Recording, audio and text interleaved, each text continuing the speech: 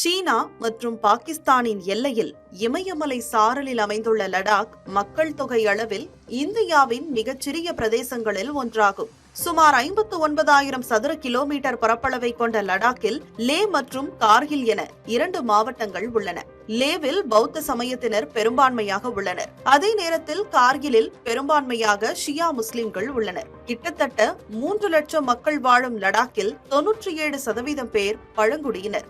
கடந்த 2019ஆம் ஆண்டு ஜம்மு காஷ்மீருக்கு சிறப்பு அந்தஸ்து வழங்கிய 370வது அரசியலமைப்பு சட்டப்பிரிவை மத்திய அரசு ரத்து செய்தது. மேலும் ஜம்மு காஷ்மீர் மற்றும் லடாக் என 2 யூனியன் பிரதேசங்கள் உருவாக்கப்பட்டன. இந்நிலையில் லடாக் பகுதிக்கு மாநில அந்தஸ்து கேட்டு போராட்டங்கள் நடத்தப்பட்டு வருகின்றன. 2023ஆம் ஆண்டு டிசம்பரில் லே அபெக்ஸ் பாடி மற்றும் கார்கில் ஜனநாயக கூட்டணியுடன் லே உயர் அதிகார குழு 4 சுற்று பேச்சுவார்த்தைகள் நடத்தியது. இதில் எந்த முடிவும் எட்டப்படாததால் இரு அமைப்புகளும் லே சலோ போராட்டங்களுக்கு அழைப்பு விடுத்தன. டெல்லியை நோக்கிய நடைபயண போராட்டத்தை தடுத்து நிறுத்திய அரசு சோனம் வாங்சுக்கை கைது செய்து கடந்த அக்டோபரில் விடுதலை செய்தது.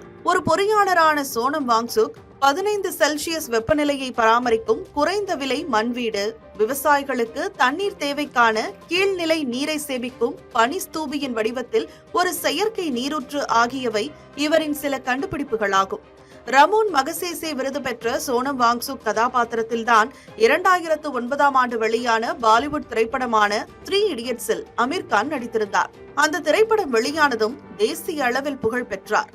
ஏற்கனவே இப்பகுதியின் பூர்வீக பழங்குடி கலாச்சாரங்கள் மற்றும் சுற்றுச்சூழல் அமைப்புகளை பாதுகாக்க வேண்டியதன் அவசியத்தை வலியுறுத்தி 21 நாட்கள் உண்ணாவிரத போராட்டத்தை சோனம் வாங்சுக் நடத்தினார். தொடர் போராட்டங்களை தொடர்ந்து லேப் மற்றும் கார்கில் ஜனநாயக கூட்டணியுடன் லடாக் தொடர்பான உயர்மட்ட அதிகார குழு வரும் அக்டோபர் 6ஆம் தேதி பேச்சுவார்த்தை நடத்தும் என மத்திய உள்துறை அமைச்சகம் அறிவித்திருந்தது. இந்த அறிவிப்பை ஏற்க மறுத்த சோனம் வாங்சுக் கடந்த 10ஆம் தேதி முதல் தொடர் உண்ணாவிரத போராட்டத்தை மேற்கொண்டார். இதனையடுத்து லேப் அமைப்பின் இளைஞர் பிரிவு மாபெரும் போராட்டத்திற்கு அழைப்பு விடுத்தது. லே அரசு நிர்வாகம் போராட்டத்திற்கு தடை உத்தரவு பிறப்பித்தது. இந்த தடை உத்தரவை மீறி ஏராளமானோர் கடந்த புதன்கிழமை கண்டன பேரணி நடத்தினார்கள். பேரணியில் கலந்து கொண்டவர்களில் சிலர் லே பாஜக அலுவலகம் மற்றும் லே நிர்வாக அலுவலகம் மீது கற்களை வீசியும் வாகனங்கள் மற்றும் அலுவலகங்களுக்கு தீ வைத்தும் வன்முறையில் ஈடுபட்டுள்ளனர். இது ஜென்சி புரட்சி என்றும் கடந்த 5 ஆண்டுகளாக வேலைவாய்ப்பு இல்லாமல் இருக்கும் இளைஞர்கள் வீதிகளில் இறங்கி போராடுகிறார்கள் என்றும் சோனம் வாங்சுக் கூறியுள்ளார். ஆனால் லடாக்கில் வெடித்த வன்முறைக்கு சமூக ஆர்வலர் சோனம் வாங்சுக் வன்முறையை தூண்டும் பேச்சுக்களே காரணம் என்று மத்திய உள்துறை அமைச்சகம் தெரிவித்துள்ளது. இது தொடர்பாக வெளியிடப்பட்டுள்ள அறிக்கையில் லே உச்சநிலை அமைப்பு, கார்கில் ஜனநாயக கூட்டணி ஆகியவற்றுடன் மத்திய அரசு பேச்சுவார்த்தை நடத்தியதன் பலனாக லடாக் பழங்குடியினருக்கான இடஒதுக்கீடு 45%இலிருந்து 84% அதிகரிக்கப்பட்டதாக தெரிவிக்கப்பட்டுள்ளது. லடாக் தன்னாட்சி மலை மேம்பாட்டு கவுன்சில்களில் பெண்களுக்கு 1/3 பங்கு இடஒதுக்கீடு, போதி மற்றும் புர்கி மொழிகள் அலுவல் மொழிகளாக அறிவிப்பு, 1800 அரசு பணியிடங்களுக்கான ஆள் தேர்வு போன்றவற்றை மத்திய அரசு செய்திருப்பதாக கூறியுள்ளது. ஆனால் உயர் அதிகார குழு மூலம் ஏற்பட்ட முன்னேற்றங்களை சில அரசியல் உள்நோக்கம் கொண்ட நபர்கள் விரும்பவில்லை என்றும் அவர்கள் பேச்சுவார்த்தைக்கு பாதிப்பை ஏற்படுத்த முயற்சிப்பதாகவும் குற்றம் சாட்டியுள்ளது.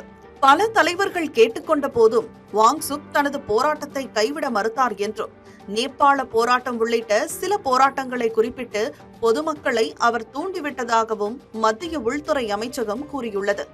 வன்முறை நடந்த அதே சமயத்தில் உண்ணாவிரதத்தை கைவிட்ட வாங்சுக் ஆம்புலன்ஸ் மூலம் சொந்த ஊர் சென்றுவிட்டதாகவும் வன்முறையை கட்டுக்குள் கொண்டுவர அவர் எந்தவித தீவிரமான முயற்சியையும் எடுக்கவில்லை என்றும் மத்திய உள்துறை அமைச்சகம் கூறியுள்ளது.